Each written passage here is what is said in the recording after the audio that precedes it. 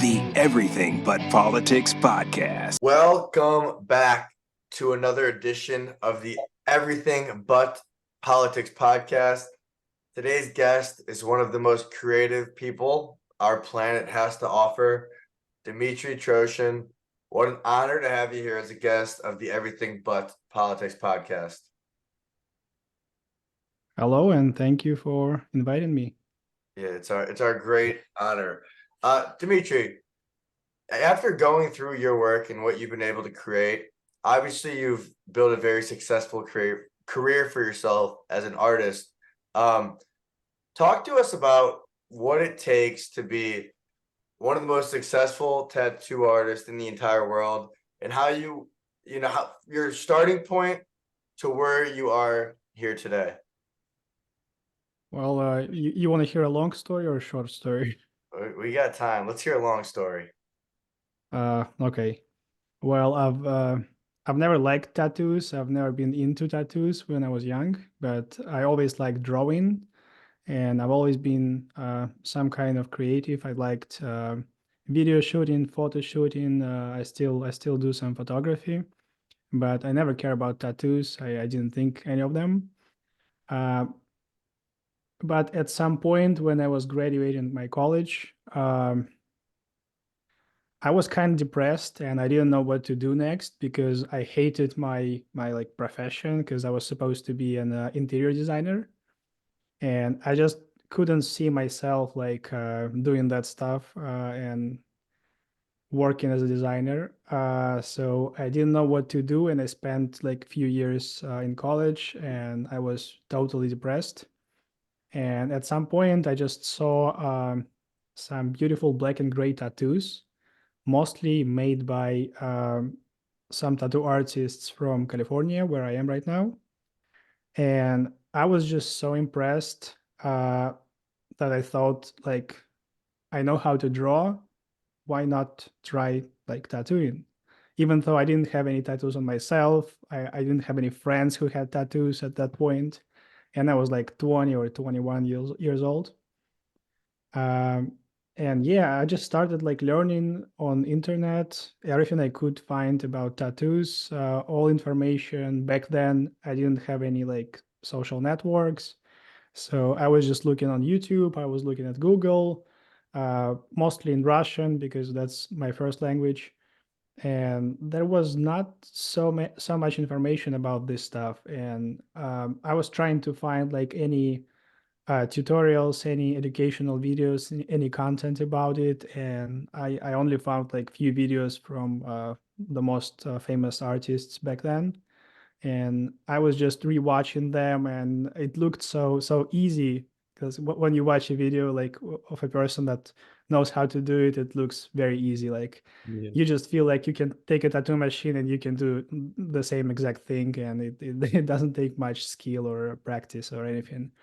So I was just so impressed by what they can do on the skin, or they could do on the skin. And I thought, like, why not try this?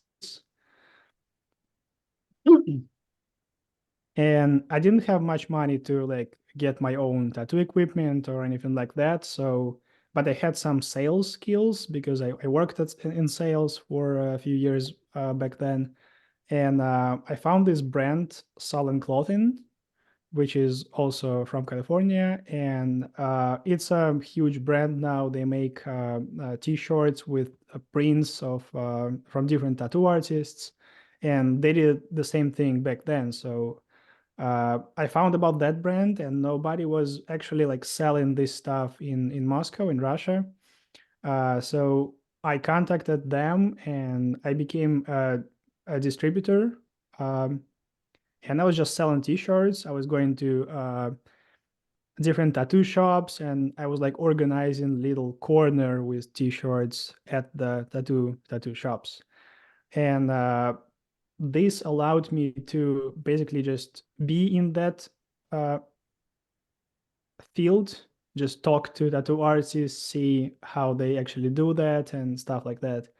And after maybe like 5-6 months of doing that, I pretty much sold all my all my t-shirts, everything I had, all my equipment, to one of the shops, tattoo shops, and I traded it in for some tattoo equipment that they had for sale. So I got my first like tattoo machines, some needles, some of the basic stuff. It's all like very cheap equipment from China. All the machines, all the needles. It's not much compared to what we have now, but back then it was like so exciting to get this first tools. And once I got all the equipment I needed, I just started practicing at home in my kitchen, like on the kitchen table, just basically just watching videos of those tattoo artists doing it. And I was trying to do the same on just a piece of silicone with those like cheap tattoo machines. And I spent like that maybe a few months just practicing on silicone. And once I felt like, oh, I can do it easily. It's all it's all very easy to do. I started like offering my friends to do some tattoos for them for free, of course. And it was kind of scary because I've never done that, and I understood that the feeling of real skin would be different from just a flat piece of silicone, but I didn't think like how much different it's going to be. And one of my friends from the college, she started tattooing herself, and she allowed me to practice on her skin. And we just went to the tattoo shop where all my equipment was, and they allowed us to stay late night after the tattoo shop was closed. And we just stayed there after everybody's gone, and we just did some tattoos on her. And she didn't care much, and I'm really grateful for that, because otherwise I would not have a chance to do something and something like that. So yeah, it helped me a lot, and that was my first tattoo that I've done. And Uh, Dmitry, so you mentioned yep. that obviously you've been an artist since you were a young boy. Were your parents artists? You know, did you grow up No, around it, or how did your what drew you to, art and being creative? I don't think anything drew me towards that, and I did not have any artists in my family.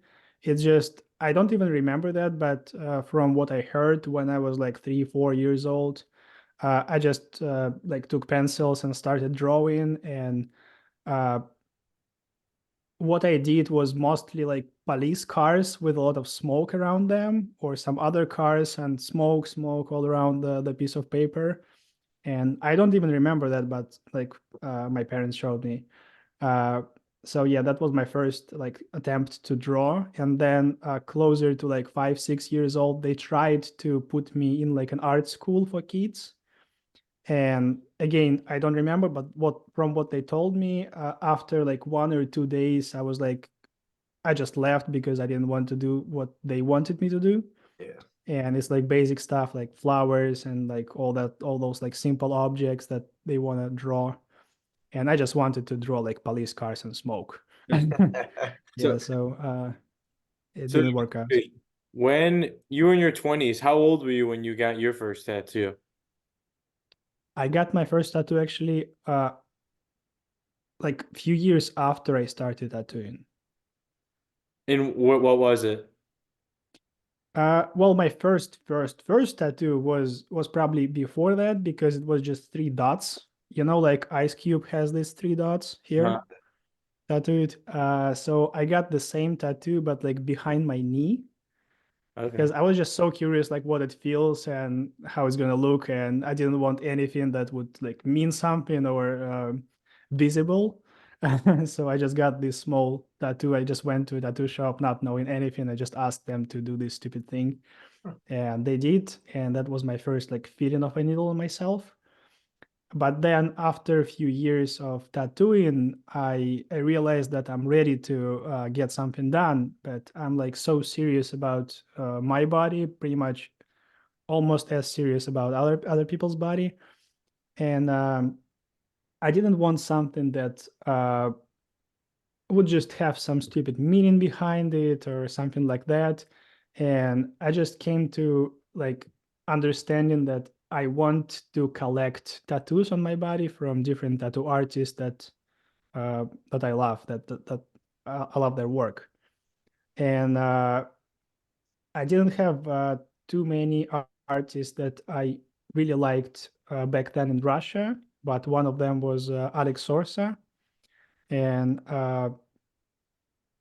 I spoke to him, and he only liked doing like his girls, like his kind of cartoon like girls. And I spoke to him, and I wanted to do sculptures on myself, and he agreed because he studied sculptures for like many years in college as well. And we started doing my leg sleeve.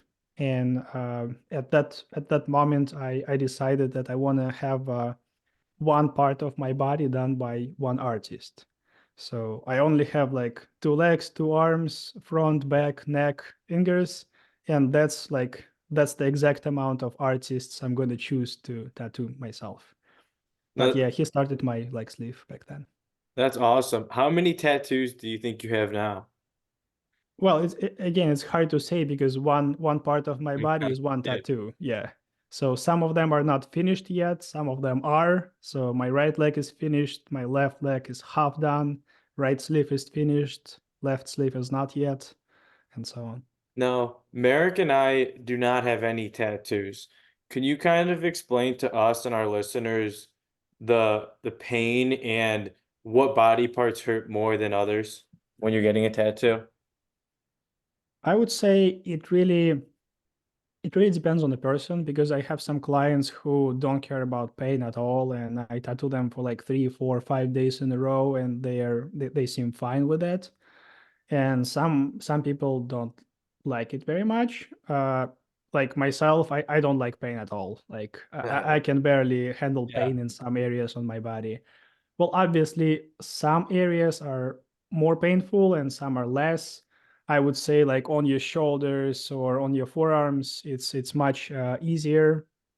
And if you choose like the wrist, or if you choose like this part of the elbow, it's going to be much more sensitive. Same with your legs.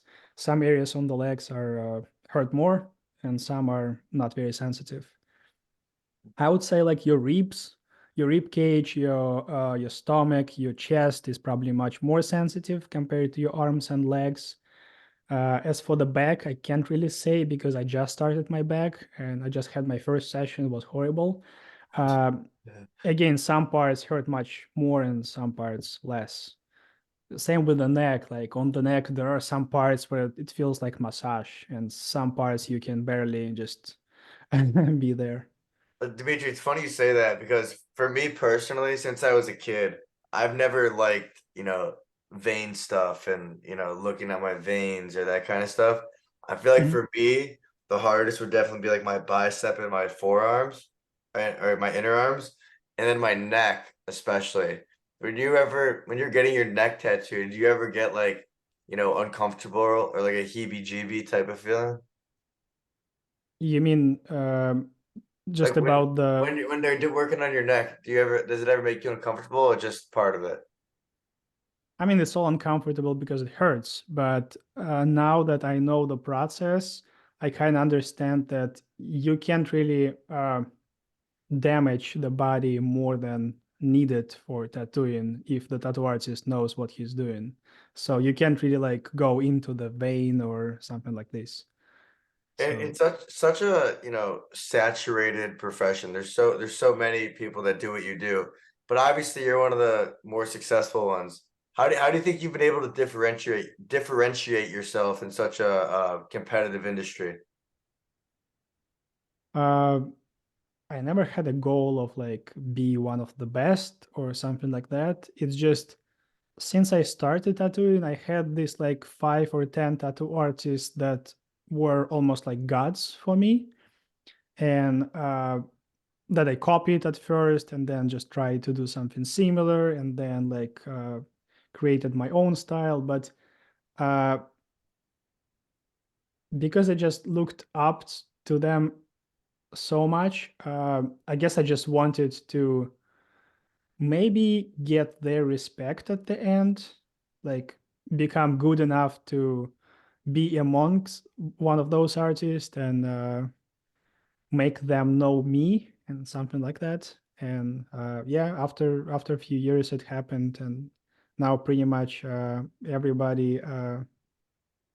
everybody who inspired me back then, they know me and I know them, and we're even friends sometimes. And is like the most common way for for artists to grow to just do word of mouth? Obviously, you're extremely popular on Instagram, but prior to that, how did you find and see new people coming into your shop? I never really worked at a shop before I moved to the US. I worked in my apartment first, and then like a couple private studios. So I've never been in a shop where they had like walk-ins or stuff like that. Yeah, So yeah. I always tried to promote my work through either social networks when I got them, when I started all that stuff, or just friends in the beginning and just word of mouth. And nowadays it's mostly Instagram, YouTube, and things like that. And I still get some clients from word of mouth. And are tattoos, is it more popular in Russia or here in the United States? I think it's more popular here just because it started much earlier in the United States. And in Russia, it came a little bit later. And it's still, for some people, it's very much like uh, related to prison, especially like older people. When they see younger tattooed kids, they still think of prison because that's what they saw when they were young. But more and more people get tattooed, and I didn't have any issues with like clientele in Russia. I always had enough people. It's just here you can easily see like 50, 60, 70, 80 years old people who come to the shop and get some tattoos. And in Russia, it's almost impossible. Gotcha. And Dmitry, over the years, how has your artistic style sort of changed and rendered into like a sort of classical art style? I always liked classical art, sculptures, and paintings and all that stuff. And when I started tattooing, I basically decided for myself that I'm only going to do black and gray, and I'm only going to do things that I liked. And I mean, in the beginning, you have to do some simple stuff, of course, but as soon as I got some freedom in like choosing what I do, I was like basically just showing people what I want to do and just asking them to allow me to do that stuff. And then at the end, here's my style, and here's what I do. Now, are there any body parts that you have trouble or um don't like tattooing on, like the head or like anywhere? There are some uncomfortable parts of the body where it's just horrible to tattoo for tattoo artists, not just for clients. It's the same thing. It's ribs, it's neck, sometimes it's chest. Some parts of the leg are a little bit more difficult. Yeah, I would say probably arms are the easiest thing to tattoo, and that's what I like doing most. Arms and back pieces. And where you mentioned you have two leg sleeves or one leg sleeve, One and a half. and you're both arms you got sleeve. Just one arm. And who did your work on your arm? Uh, this arm is done by, I'm not sure if you can see it. It's Yes. done by Beautiful. Carlos Torres. It's again one of the artists who inspired me to start tattooing, and he's also here in California. Well, that's got to be amazing for you. You know, a kid from Russia, you come to the United States, and you're working with and are your idols are now your peers. Yeah, And All right. What is that feeling like? it's pretty crazy. I don't really like think about that too much anymore. But first couple years since I moved here, it was a crazy feeling. Know that I'm so close to those people, like uh, geographically, and I know some of Mhm. them. So yeah, it's very cool to know that. Yes, it is. And who are some of the other artists who have inspired you that you'd like to shout out on the podcast? Franco Vescovi, he's a famous tattoo artist, and he's a famous tattoo machine builder as well. And that's his tattoo machines I'm still using over all these years. Uh, then I mean Alex Sorsa, who did my first leg and my first tattoo. My left leg is done by Sergio Sanchez. Then my neck, like most of my neck, is Nicky Norberg from Sweden. And the throat, this front part, is Mayonnaise from New Zealand. Then I have a collection of finger tattoos here. And uh, so there is a number of tattoo artists who do lettering, like only lettering tattoos. And there are some very famous and very cool ones. And since I wanted something from each one of them, I decided to basically just collect one letter, the first letter of their name on my fingers. So I have Norm, Boog, Flax, Sleeps, uh, Bishop Rotary here from Franco Vescovi, and then I have BJ Betts, Sir Twice, tribal logo. That's my initials from Sergei Murdoch from Russia. So like all these tattoos are just different artists putting their first letter of their name. I like that a lot. Now, are you familiar with John Mayer? He has like a sleeve tattoo, but he got some work done in Japan with like the stamping. And what is the difference between regular tattoos and the or like a Japanese stamp one? There are a few traditional ways of doing tattoos, like with bamboo sticks and other instruments, and they are cool, especially if you are very much into that culture and you want uh, something very authentic and traditional. Uh, it's just obviously compared to modern tattoo machines and modern needles, that process is much slower, and you can't get as much quality from those tattoos compared to just modern techniques. So Gotcha. I tried doing hand poke once or twice. I've done like a few small tattoos, and it's a cool process. And some people still do it just because they like the outcome and they like the look of those tattoos. It's just I'm more about more like realistic tattoos and more technically advanced tattoos. So for me, it doesn't really work, and that's why I use tattoo machines and needles and all that stuff. Cool. And Dmitry, something I saw through your Instagram is that you've had the opportunity to work with a lot of, athletes, celebrities, a lot of big time people out there in California. Who are some of the notable people you've had the pleasure of working with? I tattooed a couple of football players, UFC fighters, artists, shoe surgeon, very famous guy who does sneakers for all celebrities. Yeah, I can't remember like everybody's name. I'm sorry. No, It's how still very cool. often are you tattooing? I'm tattooing 3, 4 times a week. And how long is a typical session? Usually it's 5 to 6 hours. And are you going on lunch breaks or you're sitting there for 5, 6 hours just doing your thing, going away? Oh no, I take breaks. I take breaks every like hour and a half, sometimes 2 hours. Yeah, just to stretch the body, just to allow clients to stretch and so on. Okay, cool. And Well, so, Dimitri, obviously that we're in the world of social media. We're, building everything but politics. You obviously have an extremely impressive following on Instagram. How did you build such a following? I would say probably most of my, not most of my followers, but a very big amount of my followers are other tattoo artists. And because I teach, because I do seminars, because I do online courses and one-on-one seminars as well, I'm just well known in the sphere.